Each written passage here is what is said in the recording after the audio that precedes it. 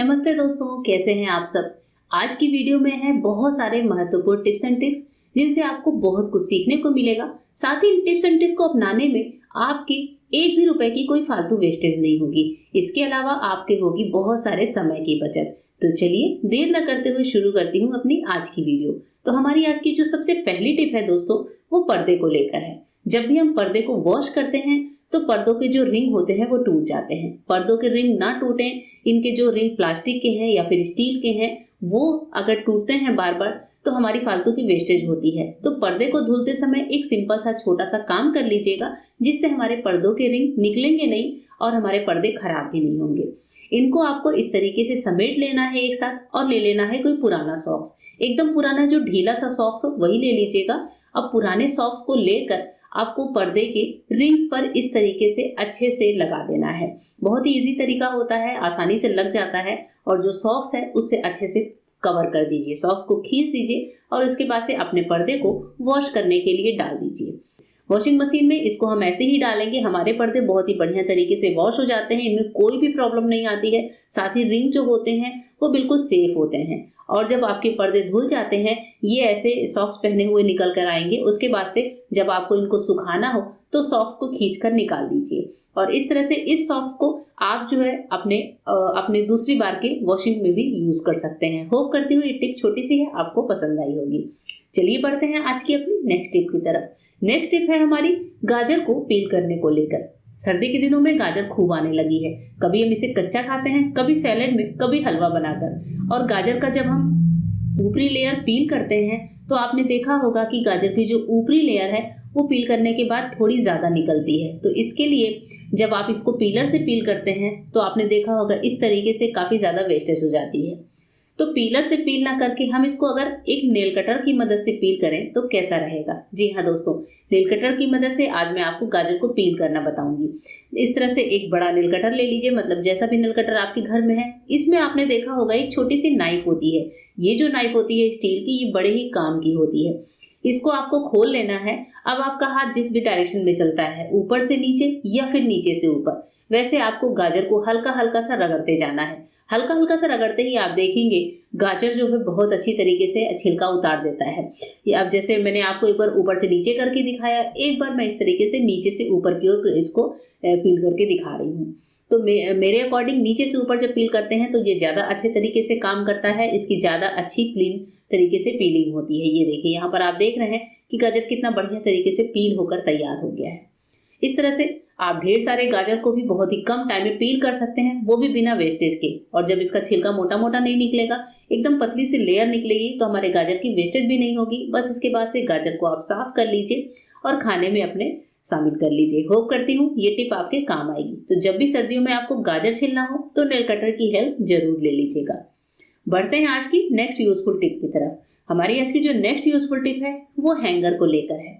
Hanger आपको लेना है थोड़ा सा पतला वाला, हल्का सा, और इसके साथ ही साथ आपको लेना है एक सॉक्स जो कि पुराना है, फटा हुआ है, कैसा भी है चलेगा। आपको बस हैंगर के साथ एक सॉक्स का इस्तेमाल करना है। मैंने यहाँ पर बहुत पुरानी सॉक्स लेकर रखी हुई है। हैंगर लिया है, हैंगर में इस तरीके से सॉक्स को पहना लीजिए। लेकिन उससे पहले आपको सॉक्स को हल्का सा गीला कर लेना है। जैसे मैंने भी यहाँ पर सॉक्स को हल्का सा गीला किया है और पानी से निचोड़ लिया है। उसके बाद से हम चलते हैं अपने घर के उस कोने में जहां पर झाड़ू नहीं जा पाता।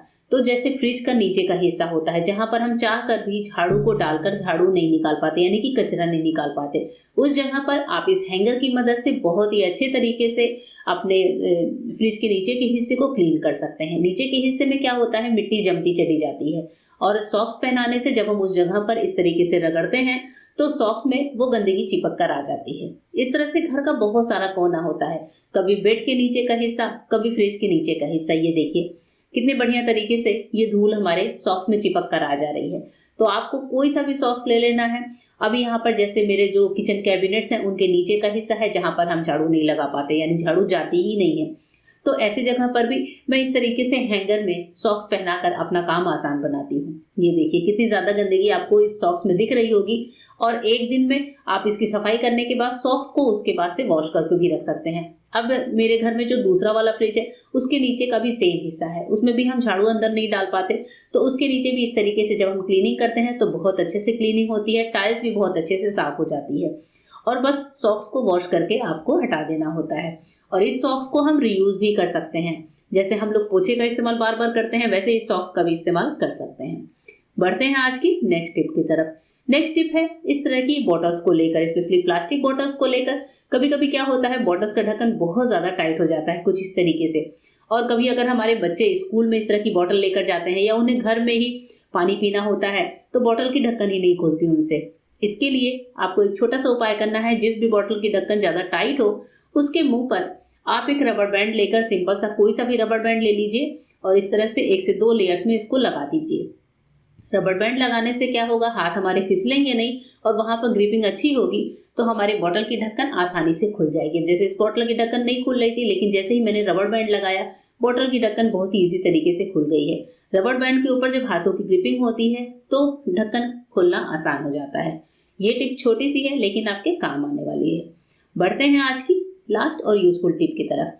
लास्ट टिप है हमारे इस तरह के ग्रेटर्स को लेकर। हम जब इनमें ग्रेट करते हैं तो एक तो इनकी धार खत्म हो जाती है, दूसरा चीज होता है इनमें बहुत ज्यादा पीला पीला दाग जमने लगता है। जैसे आप देख रहे हैं इस ग्रेटर पर भी बहुत सारे पीले दाग जम गए हैं, तो इसकी धार को भी तेज करना दिखाऊंगी और इसे क्लीन भी करूंगी। तो धार को तेज करने के लिए मैं यहाँ पर इस्तेमाल कर रही हूँ एक दिए का, पुराना दिया ले लिया है और दिए को हम ग्रेट करेंगे। ग्रेटर की धार पर दिए को लगातार चलाते रहिए लगभग आधे से 1 मिनट, तो आप देखेंगे कि ग्रेटर की धार बहुत अच्छे से तेज हो गई है, क्योंकि मिट्टी के दिए बनाने में भी कहीं ना कहीं सैंड का इस्तेमाल होता है जिस वजह से धार तेज हो जाती है। और नेक्स्ट इसको हम क्लीन कैसे करें। अब जैसे आप देख रहे हैं कितना ज्यादा पीलापन है इस पे जमा हुआ, उसको क्लीन करने के लिए एक छोटा सा उपाय है जिससे आप अपने ग्रेटर को बिल्कुल नया जैसा बना सकते हैं। आपके घर में कोई सा भी डिश वॉश जेल हो, लिक्विड जेल हो या फिर विम डिटर्जेंट ही क्यों ना हो, थोड़ा सा ले लीजिए। मैं यहाँ पर लिक्विड वाला ले रही हूँ और थोड़ा सा ही डालना है, बहुत ज्यादा नहीं डालना है। तो थोड़ा सा लगभग 2 से 3 बूंद ले लीजिए और उसके पास से हमें चाहिए होगा फॉइल पेपर, एल्यूमिनियम फॉइल जो हमारे आपके घरों में होता है। फॉइल पेपर का एक टुकड़ा लीजिए, इसको इस तरीके से रोल कर लीजिए और इस फॉइल पेपर से डिश वॉश जेल को अच्छे से रब करते जाइए। जैसे जैसे आप रगड़ते जाएंगे आप देखेंगे कि जो ग्रेटर के ऊपर पीली परत जमी हुई थी वो निकलकर धीरे धीरे छूटने लगती है, क्योंकि जो फॉइल पेपर होता है वो बहुत अच्छे से रबिंग का काम करता है। साथ ही जो इस पर पीले जो जमे हुए हैं उनको भी निकालने का काम करता है। 1 से 2 मिनट में ही हमारा ग्रेटर बहुत अच्छे से क्लीन होकर शाइन करने लगता है, सारा पीलापन निकल जाता है। यहाँ पर आप देख रहे हैं कि मैंने ग्रेटर को 2 मिनट तक रगड़ा है, इसका सारा पीलापन निकल गया है। फॉइल पेपर की भी हालत एकदम खराब सी हो जाती है। इसके बाद से मैं इसको वॉश करके दिखाती हूँ। अभी ग्रेटर हमारा बिल्कुल नया क्लीन हो गया है, एकदम व्हाइट हो गया, आप देख रहे हैं। तो इस तरीके से आप भी अपने ग्रेटर को चमका सकते हैं। टिप कैसी लगी बताइएगा। मिलेंगे मेरे नए वीडियो में, तब तक के लिए गुड बाय, थैंक यू।